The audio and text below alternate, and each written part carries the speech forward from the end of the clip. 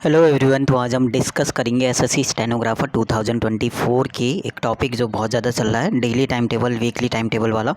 तो ये चीज़ सही है या गलत है और किसको ये टाइम टेबल फॉलो करना चाहिए नहीं करना चाहिए, ठीक है। क्योंकि अभी लास्ट 5 मंथ है, तो 5 मंथ में ऐसे डिसीजन लेना है जो एग्ज़ाम के लिए इंपॉर्टेंट है, जिससे ये है कि आपका लॉस ना हो, ठीक है। पता चला कि ऑलरेडी आपका 130 140 स्कोर आ रहा है और ये चीज़ फॉलो कर लिया daily time table weekly time table वाला, जो स्कोर 140 आ रहा था वो धीरे धीरे 1 2 मंथ के बाद 130 पे पहुंच गया। तो हमें प्रोसेस ऐसा करना है ताकि वो मार्क्स हैं वो और ज़्यादा बढ़े, ना कि कम हो, ठीक है। तो इसलिए daily time table weekly time table किसके लिए फ़ायदा देगा किसको नहीं देगा, वो चीज़ मैं इस वीडियो में डिस्कस करता हूँ। और थर्ड इंपॉर्टेंट चीज़ जो वीडियो पूरी देखनी चाहिए वो ये है कि आपका खुद का टाइम टेबल, तो सेल्फ वाला जो टाइम टेबल है वो कैसे बनाया जाए, चाहे वो डेली बनाओ या वीकली बनाओ, वो चीज़ इंपॉर्टेंट है। और कैसे आप बनाओगे तो वो चीज़ मैंने बता दूंगा कि आप खुद का टाइम टेबल बनाओ और उसी को फॉलो करोगे तो बहुत बढ़िया है। वहाँ से स्कोर आपका इंक्रीज़ ही होगा, कम नहीं होगा। बस ये है कि दूसरे से थोड़ा बहुत आप गाइडेंस लेते हुए चलो, बाकी चीज़ें खुद से ही चीज़ें प्रिपेयर करना। अब यहाँ पे एक तो यहाँ पे थोड़ा बहुत मैं बुक्स और मॉक भी बता दूंगा, कहाँ से बुक्स, कौन सी बुक अभी फ़िलहाल। बुक्स तो देखो सभी सही है। बुक आपको जैसे जीके के लिए एवोल्यूशन पढ़ लियो, अच्छी बात है। करंट अफेयर के लिए स्टैटिक वो स्पीडी वाली आती है वो बढ़िया है। और मॉक के लिए टेक्स्ट बुक पे आप मॉक लगाओ। पहले तो मॉक आपका फुल मॉक अभी मत लगाओ। फुल मॉक आप अगर 140 प्लस स्कोर है आपका लास्ट ईयर तो आप फुल मॉक स्टार्ट करो। लेकिन अगर स्कोर 120 130 या 140 के बीच में रह रहा है तो फ़िलहाल अभी मिनी मॉक से स्टार्ट करना, ना कि वो मैं आगे इस वीडियो में बता दूंगा। तो कुछ इंपॉर्टेंट चीज़ें हैं जो daily time table weekly time table या फिर आपका जो शेड्यूल है, आप खुद का भी टाइम टेबल बना सकते हो उस चीज़ के बारे में।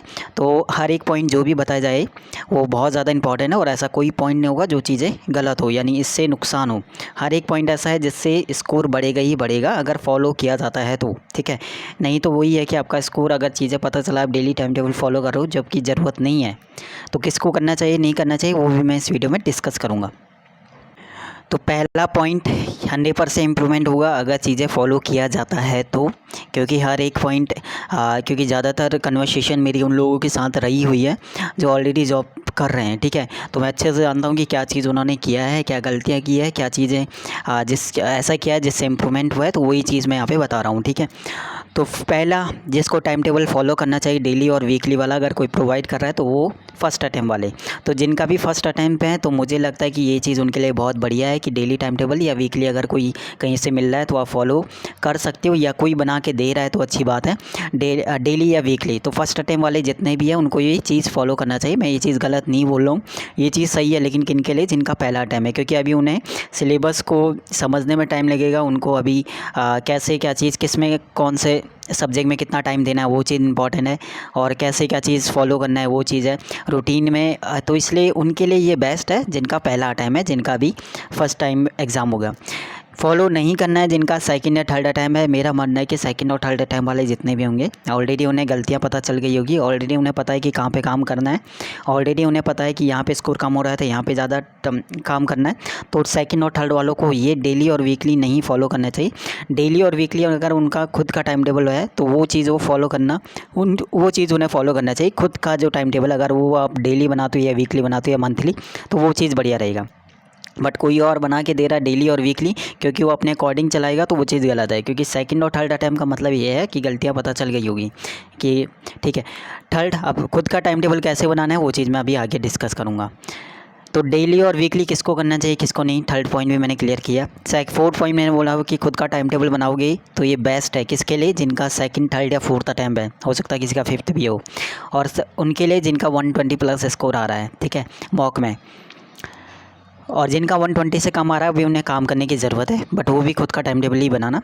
क्योंकि खुद का टाइम टेबल आप कैसे बनाओगे, सेल्फ एनालिसिस करना पड़ेगा आपको, सेल्फ एनालिसिस। और सेकंड चीज़ आपको लास्ट ईयर की मिस्टेक भी देखना पड़ेगा कि लास्ट ईयर अगर आपका रीजनिंग में माना किसी के 30 स्कोर है तो उसका time table, daily time table में क्या चीज़ होगा, उसका डेली टाइम टेबल में रीजनिंग के लिए टाइम ज़्यादा होगा। क्यों? क्योंकि उसका उस वजह से सिलेक्शन रुक गया था। किसी का इंग्लिश में लास्ट टाइम 70 स्कोर था तो उसका डेली टाइम टेबल में इंग्लिश का वेटेज भी ज़्यादा होगा। क्यों? क्योंकि उसको 70 से 80 प्लस लाना है। थर्ड चीज़, किसी का जीके में 10 स्कोर या 15 स्कोर है तो उसे काम, तो उसका डेली टाइम टेबल में जीके के लिए भी टाइम ज़्यादा होगा। क्यों? क्योंकि उसका लास्ट टाइम जीके में 10 या 15 के बीच में था, जो चीज़ 20 या 25 के आसपास सिलेक्शन वाला होना चाहिए था। तो ये चीज़ इंपॉर्टेंट है, हर एक पॉइंट ध्यान रखना। अब थर्ड जो इंपॉर्टेंट चीज़ रखता है वो ये है 1 सेकेंड। अब सबसे ज़्यादा जो रहते हैं लोग बच्चे, सबसे ज़्यादा रहते हैं 120 प्लस वाले अभी, क्योंकि नॉर्मली ये स्कोर रहता है 120 प्लस वाले, है ना। 120 भी कर सकते हो कि मॉक में बहुत लोगों का स्कोर रहता है 120 प्लस वाले। देखो जिनका ऑलरेडी 140 135 प्लस आ रहा है या 140 प्लस आ रहा है मॉक में, वो तो बहुत ज़्यादा क्लोज हैं सिलेक्शन के, है ना। क्योंकि 135 140 आ रहा है, इसका मतलब इनकी थोड़ा बहुत गलतियों पे काम करने की ज़रूरत है बस आपका। बट जिनका 120 125 प्लस आ रहा है, उनको क्या करना है, एक तो मॉक टेस्ट देना ही देना है, साइड में आपका रिवीजन करते हुए चलना। रिवीजन का मतलब कोई अगर जैसे एंशिएंट हिस्ट्री रह गया तो उसको करते हुए चलो, बट मिनी मॉक भी देते हुए चलो, एक एक ही दो चाहे अभी, ठीक है। तो जब आप मॉक दोगे ना मिनी मॉक, तो आपका जैसे रीजनिंग सेक्शन का मॉक दिया अलग से 25 क्वेश्चन वाला, जीके का दिया 25 क्वेश्चन वाला, इंग्लिश का दिया आपका 50 क्वेश्चन वाला या 25 क्वेश्चन वाला। ये आप जीके के लिए आप ये कर सकते हो कि स्टेनो के पीवाईक्यू का भी मॉक दे सकते हो, ठीक है। तो स्टेनो का अलग से दे सकते हो, जीके के लिए पहले स्टेनो वाले देना, ठीक है, क्योंकि इसमें टाइम ज़्यादा नहीं लगेगा, 50 क्वेश्चन भी होंगे तो। बट इंग्लिश का पहले 25 से स्टार्ट करना, फिर सीपीओ के 50 क्वेश्चन स्टार्ट करना, उसके बाद फिर जब लगेगा कि यहाँ पे स्कोर अच्छा रहा तो उसके बाद इंग्लिश के लिए फुल मॉक देना स्टार्ट करना, स्टेनो के 100 क्वेश्चन वाला। एनालिसिस करना बहुत अच्छे से बहुत ज़रूरी है। एनालिसिस में हो सकता है आपको 1 घंटा 2 घंटा लग जाए, लेकिन अलग से नोटबुक बनाते हुए चलना और जो भी गलतियाँ हुई उनको नोट डाउन करते हुए चलना। अब थर्ड चीज़ कि खुद का टाइम टेबल कैसे बनाना है, चाहे वो डेली बनाओ या वीकली बनाओ, बट जिनका फर्स्ट टाइम है उनको डेली टाइम टेबल फॉलो करना चाहिए जो वो लोग प्रोवाइड कर रहे हैं, चाहे वो पेड में हो या पेड में नहीं हो, फ्री में हो, जैसे भी हो, है ना। थर्ड और जो सबसे इम्पॉर्टेंट चीज़ है भैया, आपका खुद का टाइम टेबल जो सेल्फ आप बनाओगे वो कैसे बनाया जाए पहले ही देखो। और वो उनके लिए खुद का टाइम टेबल जिनका 130 प्लस स्कोर ऑलरेडी आ रहा है, उनको अभी खुद का टाइम टेबल तो बनाना ही पड़ेगा। कैसे खुद का टाइम टेबल या सेल्फ आप बना सकते हो, दूसरों पे डिपेंड होने से अच्छा है, ठीक है। जैसे आपने रीजनिंग का मॉक दिया 25 क्वेश्चन वाला ले लो या 50 वाला क्वेश्चन वाला ले लो, रीजनिंग का मॉक दिया, आपका स्कोर आया 35। आपको पता है कि 35 स्कोर नॉर्मली होता है रीजनिंग में, सिलेक्शन इतने से नहीं होगा, ये चीज़ तो क्लियर है।